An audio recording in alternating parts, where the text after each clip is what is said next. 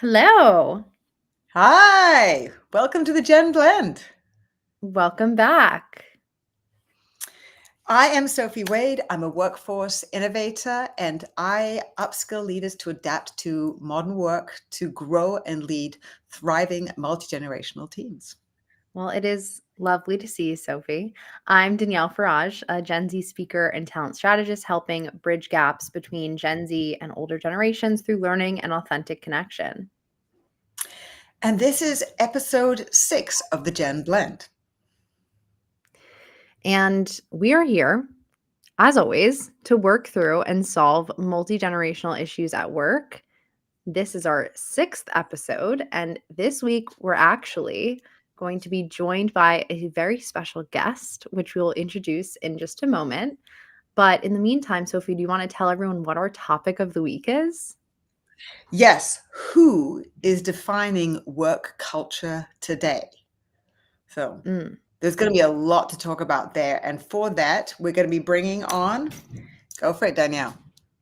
drum roll, please. I wish I had a soundboard, but I don't.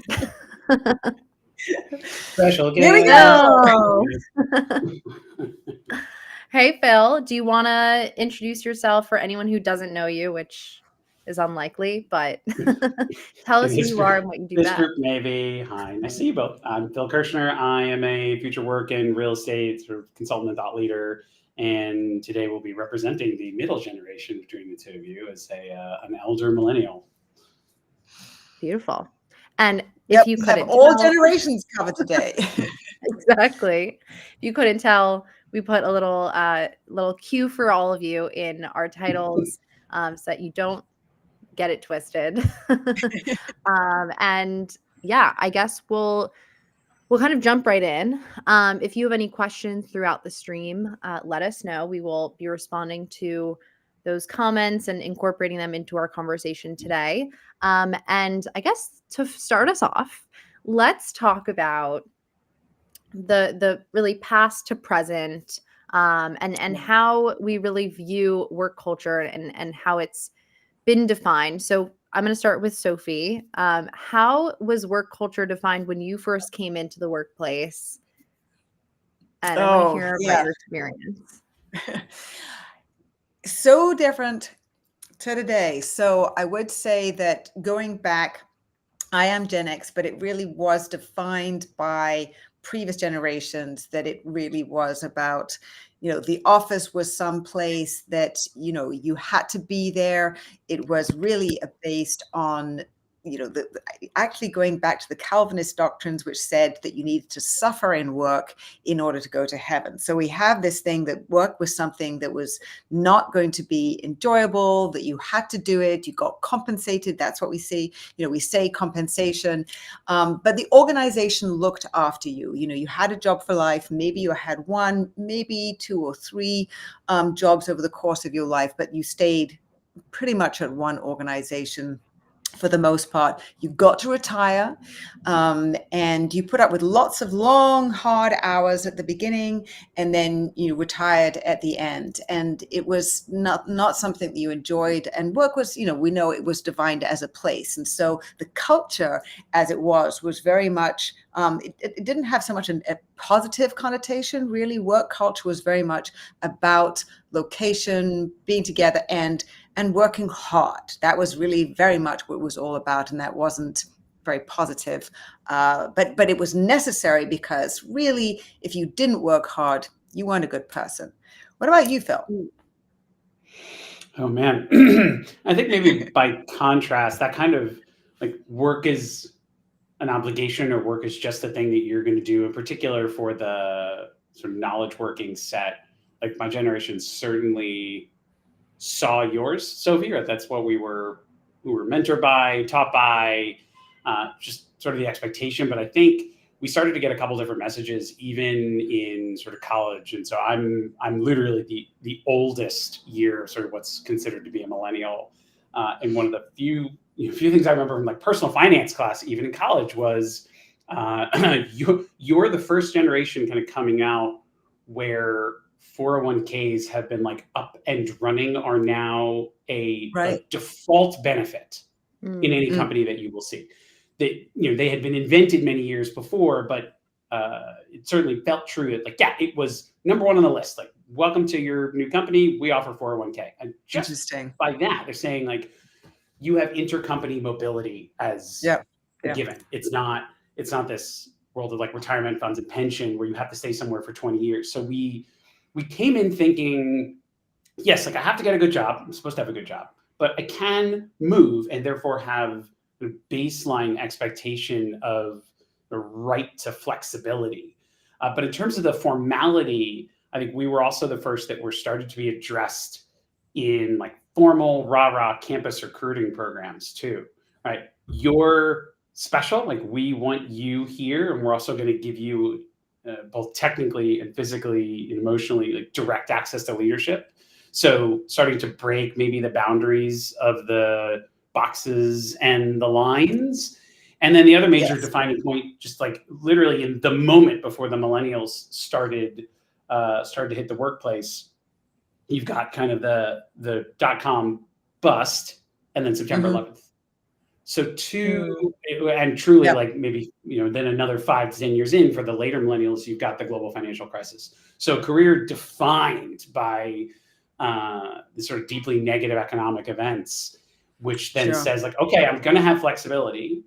I am seen as an individual a little bit more within that structure. So therefore, I'm going to anchor a little bit more on what's important to me. And you first start to hear purpose appearing a bit more for us than I think it had been probably for you. But still within the bounds of, like, I'm doing that within corporations. I'm moving job to job, big companies who give me these benefits and these flexibility. But I do appreciate my sense of purpose a little bit more than maybe you had heard previously. That I think was defining. Wasn't there also the 2008, the Great Recession was also a defining aspect for your generation in terms of how many people lost their jobs and how many people above you, parents, friends who you saw losing their jobs, because that I saw that as a shift for a lot of millennials in terms of going away from corporations and finding freelance work and finding sort of having some epiphanies about the freelance lifestyle. And, first of all, it was like involuntarily, but then sort of saying, like, this is maybe what I want. Because of course, that's what we see Gen Z's doing much more. Coming out of that for sure. And then maybe as a tip to Danielle, giving her experience, like, as a reminder for everybody, in that same sort of .com bust to global financial crisis, call it 6 or 7 year core between Facebook, LinkedIn, iPhone. And so we were in the working world.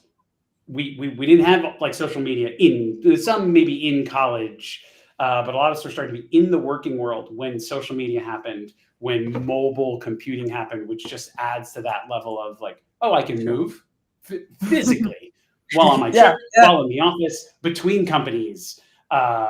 More people starting day one, here's your laptop, then here's your big hunking desktop computer that sits under, right? I think maybe for Danielle, it's like 100% laptop, but we started to see that shift. So I'll stop. But Danielle? There's so much I want to say, but I guess I'll start with where you left off, which is the recession. I watched my siblings, specifically my brother, really go into college during the recession, and my mom lost her job, and my parents then totally changed what they do for a living and opened an indoor electric go-karting and entertainment business, which is still around today, RPM Raceway, small plug. My kids have gone. Yeah, it's so fun.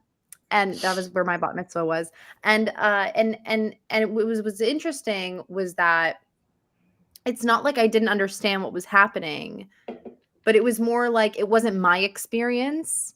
And so when I had matriculated and gone into college and started to do internships and work a little bit, I was just seeing all these shiny offers, software engineers being paid a buttload of money and being like, why didn't I major in software engineering? And like the beginning of those like really huge comp packages. And that was all I knew. It was like, oh, well, okay, so you study the thing that everyone wants you to like be, and then you become, you have like a leg up, or you figure out a traditional path, and then you work your way up. And I noticed when I graduated into the pandemic, it was a Right. very Yes. different experience. And so just to give everyone some context, I graduated and I'm at like the top of Gen Z.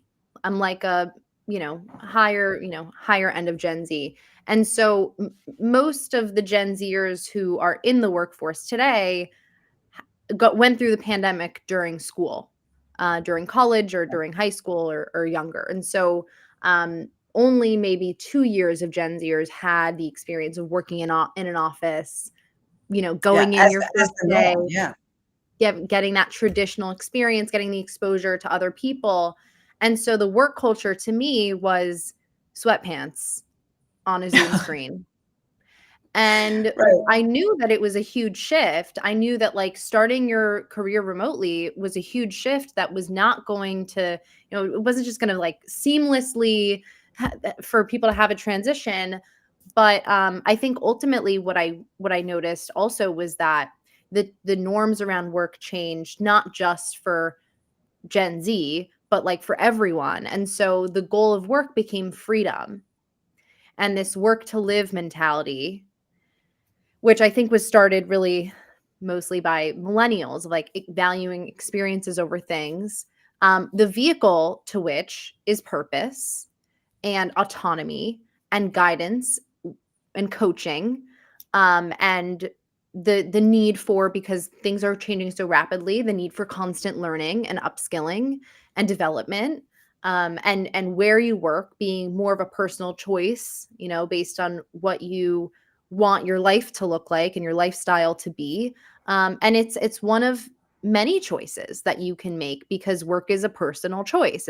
It's where you spend majority of your time. And so I think there's more of this ownership of work as part of your identity that we're seeing amongst this younger generation. And I don't know. I mean, I'd love to hear what you guys think about, like, has this been the way is this the way it has always been? Like, how has work been a part of our identity or not?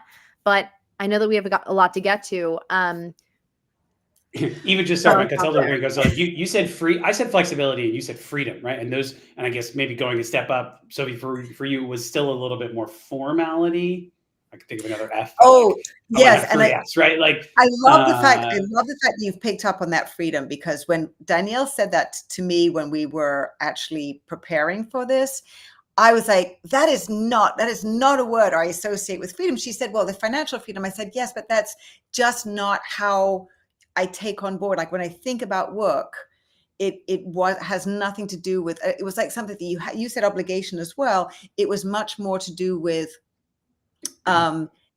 getting through it and past it. So, yes, the huge amount of formality, that's a really nice F to put on that. And I'll try and come up with some other ones whilst you keep going on that flexibility piece. Because I think these differences, that aspect of how we feel about it is very impactful in terms of how we react to each other, I think. Yeah, and all of this, all of these generational trends, I think that there are continuums. There's no, whatever the variable is, it doesn't tend to double back on itself. Like it's all going in one kind of direction, and even back to the like identity. We I think were sort of told you're an individual and came in with purpose, but it's still within a context. Like I want to stand out. I want more feedback. I want, maybe to the ire of the Gen X managers, I want to move up pretty quickly. Like I'm not. Right. I don't feel like I have to pay my dues for a decade for any kind of promotion, but it's still within the system. It's like I'm an individual in this context. Whereas for Danielle, I think you now, because of social media, because of AI, it's like, yeah, I'm an individual like a brand. Sure, maybe that's within your system, but your average kind of millennial does not have that. Me as a brand, it's like, sure, me as an employee, as a worker, as someone who can have a huge amount of agency and wants to seek purpose, but it's not like me Inc. Right. It may be the way that is at least more common or necessary now because of the situations that you described. Yeah, and I think we also have to take into consideration that there have been a lot of layoffs in the last few years. We've seen a huge amount of that. And so much of the experience, I think, of this generation, the youngest generation, being in the workplace is like, well, if the company is not going to look out for me, then I need to. And I think that's where a lot of that ownership comes from. And it's realistically, like I posted a TikTok the other day asking people on, of Gen Zers, what do you want from your employers in terms of benefits and like, in 2025? And every single one of them said more money. So it also comes from this place of, well, I need to survive. I need to be able to support myself and not have to work overtime and in overdrive constantly. And that really is something that has changed over the years. I mean, I remember the data from, I think it's the 1960s, where 67% of households in the US, only one person needed to work outside of the home in order to be able to buy a house and have a reasonable living. I mean, it was the sort of golden economic era. And now it's completely flipped. And so 70% plus of households with kids under 18, both parents need to be working. So we have a very different environment, and many more than 50% or more, I think it is, of both millennials and Gen Zs need to have two jobs just to meet all the basic, pay the rent and meet all, buy food and all those type of things. So I think that economic shift has really changed a lot of things in terms of also the flexibility that you were speaking of, Phil, in terms of how we need to be setting up work and therefore our attitude to work. All of these things go together, and there's such a, if you sort of look at all the different landscapes that we're looking at here and what we've come into and how it has changed, it really is pretty dramatic. Yeah, and we're the generation where you first start to see, you said it's not just more than one person working outside of the home, but it's married or kids later, less likely to own a home, less likely to be better off than your parents were at the same age. Like that trend has continued, but I think from my memory of all the sort of economic studies, you start to see it the most with like the core millennials, and it continues. And Danielle's sort of expressing what that really does for me. On the flexibility point, just even like keeping that in times, Danielle, since you mentioned the pandemic, that's also where we have a question about that too. Oh yeah, like you asked the question. I want to highlight it because it's a good one. So Melissa said, I wonder what you think about unmaking and perhaps remaking of the social contract of work in relation to work cultures and generations as we emerge out of COVID. Yeah. I would just say, even living back to like loading the slingshot on flexibility, at least for us, and thinking strictly speaking from a workplace perspective, like the people who were the best off during core COVID lockdown, Sophie, we're like established in career, have been done well enough to have like a nice home and a private office and a chair and a door. And your kids older are kids. Older kids. Yes. Yeah, older kids, right? Like it doesn't mean you don't have problems, but at least as far as your individual work life, that question of like, oh no, community and connection, where you're sitting there texting your 20 years of work friends. You're like, I'm me now. That's fine. A lot of millennials, I think, had a good 10 plus years under their belt for most of them, but we had the young kids. So we were the young kid parents during COVID, which prompted faster like out migration from cities, faster moving home to where our parents were. A lot of people going back home just for the sheer inability to manage kids on virtual school or daycare requirements. Caretaking in general, right? And again, not all of them having kids, but like we had the younger kids. So we're like very much doing both jobs during COVID. Whereas, Danielle, you came into it, as you said, it's the individual. I have a very different problem. And many of you are the children of Gen Xers. So we're the flip side of that problem. But we like when you load the slingshot for millennials of like, I generally speaking appreciate flexibility. In that moment of do I, don't I, like move back to Cleveland where my parents are, which I was maybe thinking of doing in a couple of years. I'm going to say, I'm going to do it now. And you Yeah. see that like in the out migration, which is the greatest take up of like flexibility for that Yeah. contract. Like And I'm not going to be somewhere else. I will add, like, I don't think it occurred to me until literally this moment, but I do think that having the early memory of like seeing my mom lose her job during the recession, and then seeing my brother like graduate and go into work, and like the experiences of people older than me in my life until probably through college of work being so negative kind of Right. framed it for me, and I was like, "Oh, I need to be more, hyper aware of my career, and like and build Right. something outside of myself that's valuable." And I will say I've spoken to many, like, to a few, like, lawyers, corporate lawyers, who tend to like be the people to lay people off or just be in the room while it happens. And this one particular woman I spoke to, she said, the people who have the easiest time being laid off are the people who have something else outside of their job that maybe is Mhm. generating revenue or is a passion of theirs, passion Right. project. But the people who have the hardest time are the ones that make their work their life.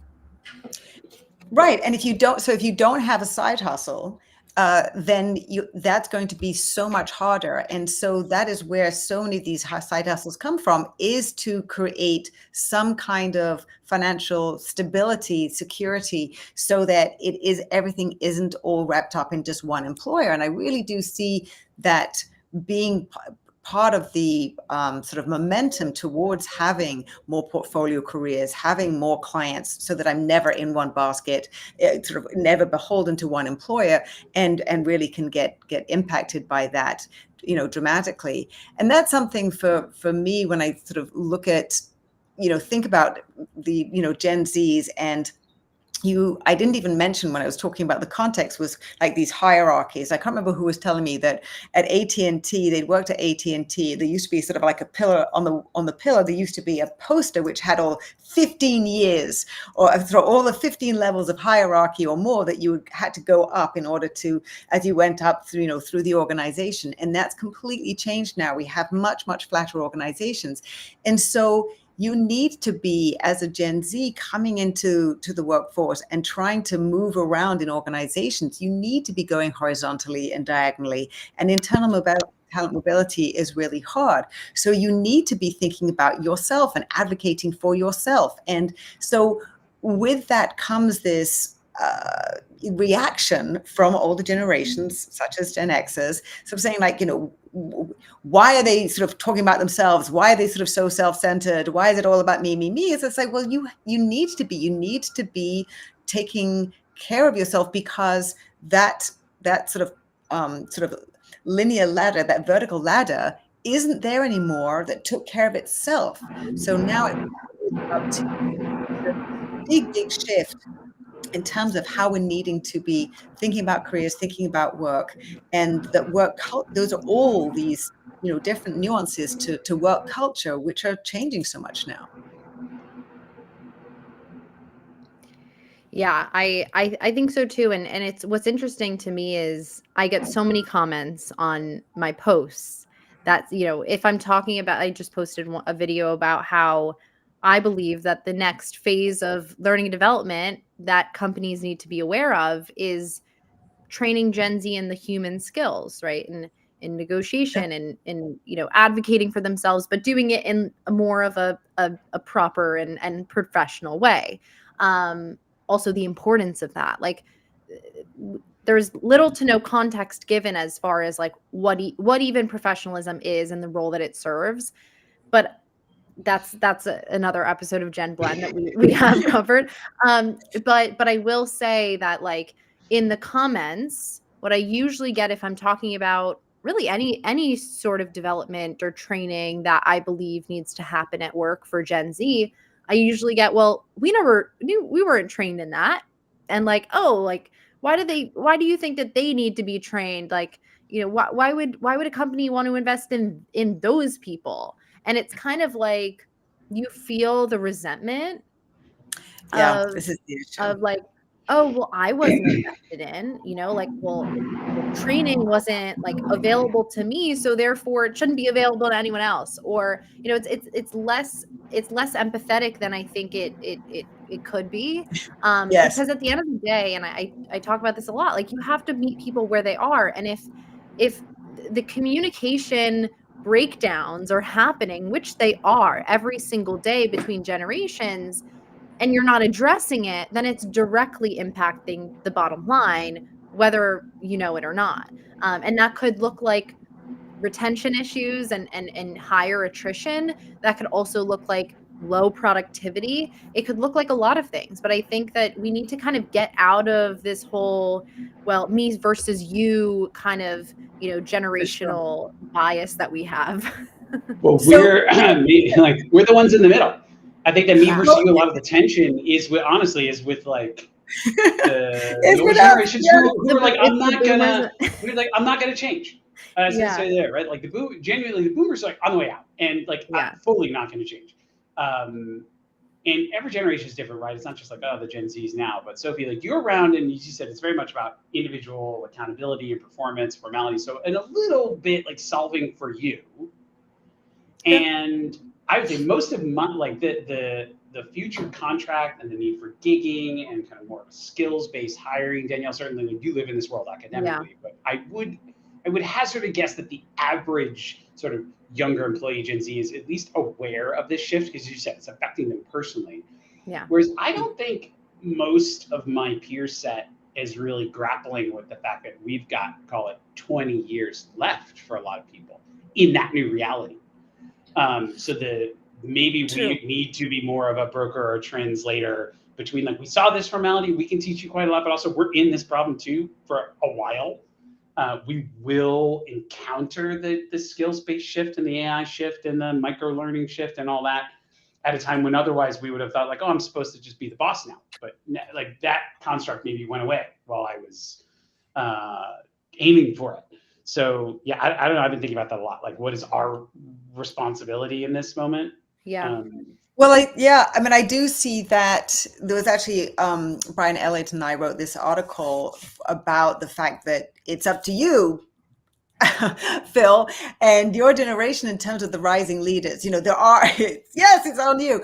There are already Gen Z managers who are coming in and rising up. And obviously, it's actually the Gen Z generation, that young cohort or that age group are typically the ones who are going to be launching or who have already launched the new amazing startups, with Bill Gates and Larry Page and Sergey. All of those people were in that Gen Z age group when they started up their new the new amazing sort of tech ventures that we have as the major organizations right now. But it is the millennial leaders who are going to be who are now already the important bridges between generations, because you have had to be working already in the Gen X, the boomer environment, but also do have an understanding of how the technology works, how it can be utilized, and really be beneficial to be working in much more human-centric ways. So I think this is it really is. Phil, please bridge that gap for us, because it is going to be important. We'll try. And there was one question I just want to answer quickly in terms of the US. Yeah. Are all these things particular to the US? Absolutely not. This is really technology driven. From all my experience, it is very much coming from a technology sort of driving a lot of these changes, the flattening of organizations, the social contract. Social contract is different in different countries. It's slightly different in different countries. It's very much broken here and has been for a long time, but it isn't much better in other countries either. All right, so we are nearing up on our time. I do want to get to our last question, which is, how do we expect work culture to evolve further? Why and who and what is defining it? Phil, do you want to start us off?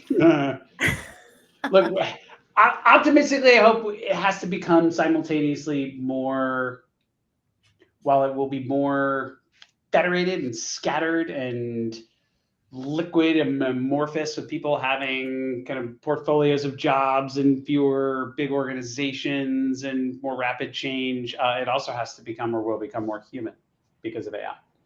So I'm trying to stay positive in that we get back to a little bit more recognition of what we should be doing and why we work and how we work, and offload a lot of the like rote administrative things to platforms that can take care of that for us, which hopefully enables all of this a little. And that's just trying to be optimistic. What I realize, I think, is that the millennial generation, because you guys were mature when like social media came into the picture, and you understand how things worked before, and you understand the benefits of incorporating new technology and the importance of it, I think even more than like maybe we saw it. You're like, we kind of straddle it. Yeah, you could straddle it, and you could like understand an older person's perspective on it and talk them into it. And then you can also understand a younger person like coming in and being like, well, we need to be the most efficient,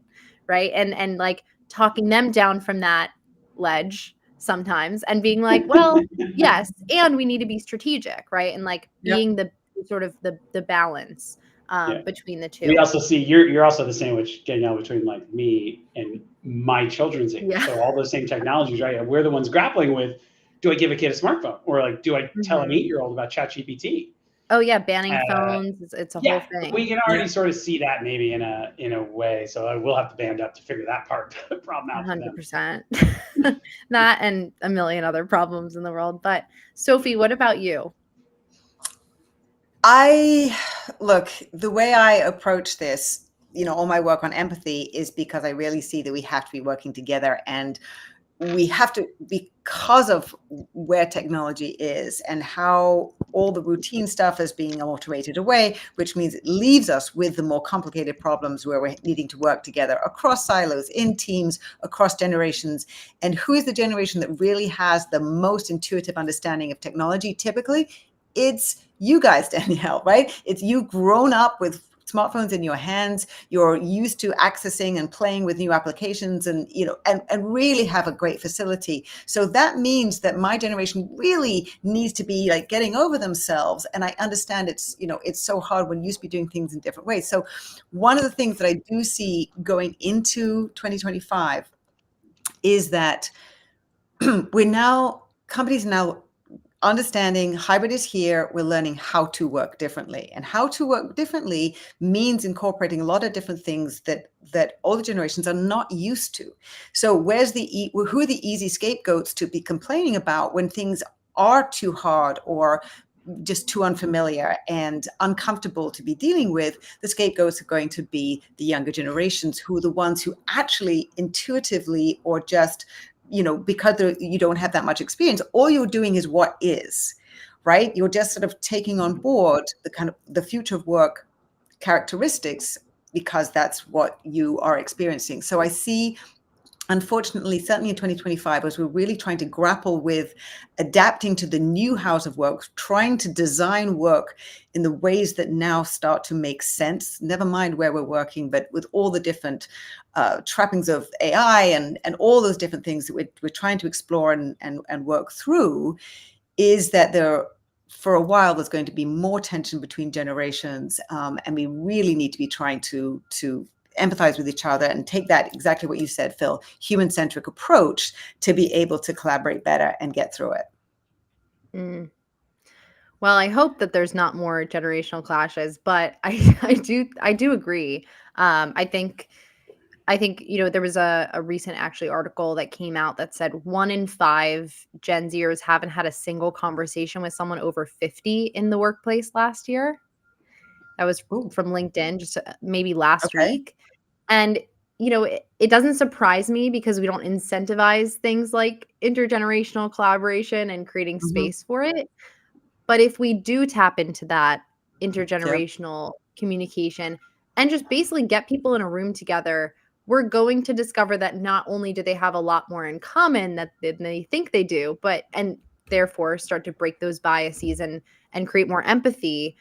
But we can also unlock the potential of Gen Z helping older generations learn the new technology and incorporate Yes. it into the ways Yep. of working, but also with unlocking the potential of older generations, tapping into that new technology and leveraging those ideas to create a positive impact on the bottom line. So I think there's only positive to come out of those, focusing on that, on those connections and relationship building. I do think in 2025 we'll see more workplaces talk a little bit a bit more about like the ways that we're actually getting the work done. Yeah, the how for Phil sure. and I, Yep. Phil and Yeah. I were talking about this yesterday of like, GitLab is the premier example of showing how they work and putting it out there for the world to see. And I think that that's a really productive way to do things. It's aligned with what Gen Z wants, is that we want as much transparency as possible to understand what work will look like from day one of starting, right? And it's not just the onboarding process that we want more transparency into. It's how are decisions being made? It's why are they being made? It's, how am I working? What types of meetings do I have on a daily basis and why? And kind of really getting into the bottom of, I liked this term that Phil brought up, which is the rhythm of work. Yeah. What I would say, Danielle, to that, though, is that there needs to be a lot of grace from all generations, but also very much from Gen Zs, because there is so much change going on right now that we don't have all the answers. And it doesn't mean there are certain things that Gen Xs plus have done or are doing, which I recognize we don't have much credibility, Burning Planet and that kind of stuff. But there's so much changed ongoing that having some transparency and humility and vulnerability about we don't have all the answers, it doesn't mean that I'm not bringing everything by breast self to this as a leader, but we all need to get on board and have grace to accept that we are all in this change moment, this change period together. What are your thoughts on that, Phil? Because I know that we have had some interesting discussions about how much change is going on right now. I'd love to have your last nuggets for this conversation. Yeah, look, I wrote something yesterday about modular construction, which is neither here nor there, but sort of led with the quote that I think was made famous by Justin Trudeau, which is basically the pace of change has never been as fast as it's ever been, but it's also as slow as it's ever going to be. That's the reality. So we can't, it sort of blows up the entire traditional concept of change management in any organizational construct and requires more of a change muscle or change mindset. It's like, this is always going to happen. So we have to be more adaptable and willing to learn and continue learning, right? You'd be like microdosed for life. New stuff you got to learn. And that may weed people out for who will or won't be successful in given roles. Danielle and I talked about that a little bit too. Like, how, are you going to be sort of fingerprinted in a way of just being like, yeah, this isn't going to work. You shouldn't apply. This isn't for you, versus something that does make more sense. So like, that's just reality. It's here. And also a whole other hour-long conversation on basic things. Yeah, for sure. Well, thank you. Well, thank you so much. You're always here. I'm never here. Thank you for allowing me to come and crash.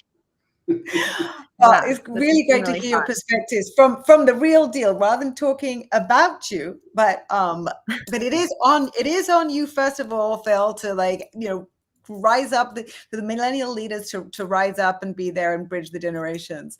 But really appreciate your contribution. Next time I'll bring my 10-year-old and he can be like the fourth box and we can ask him questions. There we go. Gen Alpha. Oh my God. And all their languages and Zippity and all those other things. Zippity. I can't. All right. Thank you to everyone who tuned in, left comments. We have Jeff, Phil, Kelly, Greg, Melissa, Albert. I mean, so many people just tuning into the conversation and participating in it. So thank you so much. We'll get back to you with our answers in the comments, and meet us back here in the new year. So thank you for tuning into the Gen 1. Happy holidays. All the best. All right. Have a great new year. Bye.